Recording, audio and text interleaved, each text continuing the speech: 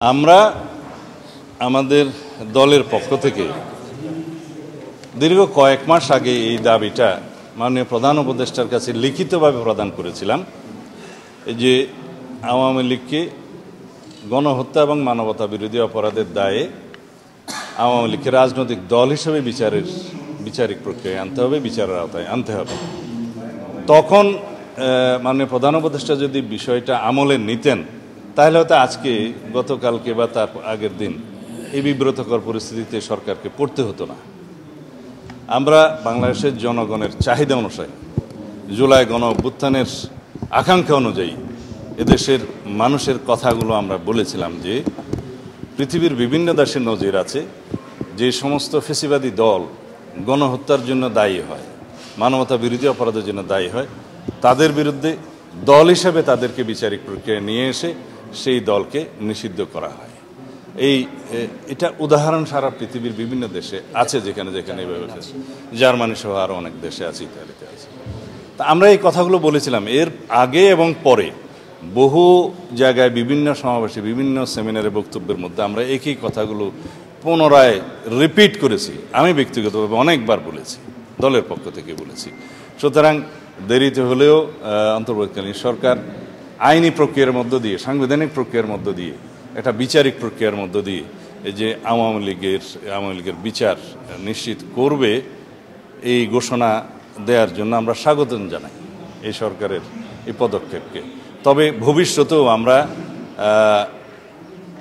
বলবো যে অন্তর্বর্তীকালীন সরকার যেন এরকম বিভিন্ন বিষয়ে যে আমরা পরামর্শ দিই এবং আমাদের দলে যে বিভিন্ন রকমের বক্তব্য থাকে দেশের পক্ষে এবং জনগণের পক্ষে, এই বিষয়গুলো যেন যথাসময়ে আমলে নেন। সরকার পরিচালনায়, দেশ পরিচালনায় আমরা সবসময় অন্তর্বর্তীকালীন সরকারকে সহযোগিতা করব।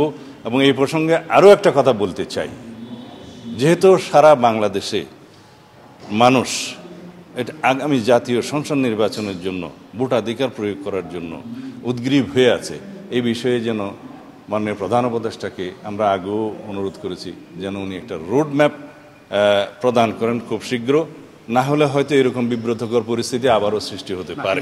আওয়ামী লীগের কার্যক্রম নিষিদ্ধের যে সিদ্ধান্ত হলো গতকালকে, সেটা নিয়ে আপনাদের অবস্থান? বিচারিক প্রক্রিয়া সম্পন্ন হওয়ার আগে আওয়ামী লীগ এবং তার অঙ্গ সহযোগী সংগঠনের বিভিন্ন রকমের রাজনৈতিক কার্যকলাপ যাতে বন্ধ রাখা যায়, নিষিদ্ধ করা যায়, সেই জন্য আরও একটি পদক্ষেপ সরকার নিতে যাচ্ছে, সেটা ঘোষণা করেছে সন্ত্রাস বিরোধী আইনে। তা আমার মনে হয় এই সন্ত্রাস বিরোধী আইনে একটু সংশোধনী আনতে হবে, সেজন্য করে এটা বিচারিক প্রক্রিয়া শেষ না হওয়া পর্যন্ত যে তাদের রাজনৈতিক কর্মকাণ্ড নিষিদ্ধ ঘোষণা করবে সেটাকেও আমরা স্বাগত জানাই। সংশোধনটা আনতে হবে মানে এখানে কোন জায়গাটায় সেটা আইন উপদেষ্টার সাথে আমি কথা বলেছি। এখানে আপনাদের বুঝতে হবে রাজনৈতিক দল হিসেবে আওয়ামী লীগকে স্বীকৃতি কি এখন পৃথিবী দেয়, দেশের মানুষ দেয়? আওয়ামী লীগ একটি ফ্যাসিবাদী শক্তি, আওয়ামী লীগ একটি মাফিয়া শক্তিতে পরিণত হয়েছিল। আওয়ামী লীগ দীর্ঘদিন ফ্যাসিবাদ এবং মাফিয়াতন্ত্রের চর্চা করেছে বাংলাদেশের মানুষের উপরে, এবং তারা যে অত্যাচার, নিপীড়ন, নির্যাতন, গণহত্যার মধ্য দিয়ে তাদের পরিসমাপ্তি ঘটিয়েছে, নিজেদের রাজনৈতিক মৃত্যু ঘটিয়েছে। এরপরও তো রাজনৈতিক is no more political party, এটা একটা মাফিয়া পার্টি, এটা একটা মাফিয়া শক্তি, এটা একটা ফ্যাসিবাদী দল। সুতরাং রাজনৈতিক দলের কোনো তকমা দিতে চাই না। আওয়ামী লীগের ডিএনএতেই গণতন্ত্র নাই, রাজনৈতিক চর্চা। আওয়ামী লীগ নিষিদ্ধের ব্যাপারে বিএনপির পার্টিসিপেশন, মানে শাহবাগে যে আন্দোলন হচ্ছিল না, ওইটা নিয়ে একটু সমালোচনা হচ্ছিল। আমরা শাহবাগে কেন যাব? আমাদের দাবিতে আমরা মাননীয় প্রধান উপদেষ্টাকে দীর্ঘ কয়েক মাস আগেই লিখিতভাবে দিয়েছি, মৌখিকভাবে দিয়েছি, আমরা বিভিন্ন সেমিনার সিম্পোজিয়ামে বলেছি, বিভিন্ন অনুষ্ঠানে বলেছি। আমরা শাহবাগে যেয়ে কথা বলতে হবে কেন? আচ্ছা, আপনি একটু বলেছেন যে দ্রুত জাতীয় নির্বাচনের জন্য রোডম্যাপ ঘোষণা করার অনুরোধ, তাহলে সরকারকে বিব্রতকর পরিস্থিতিতে পড়তে হবে। আমি আশঙ্কা করছি যদি গণতান্ত্রিক যাত্রা মতে, গণতান্ত্রিক উত্তরণের পথ পরিক্রমায় যদি দীর্ঘায়িত কোনো পদক্ষেপ নেওয়া হয়, কৌশল অবলম্বন করা হয়, হয়তো সরকারকে বিব্রত হতে পারে সামনে।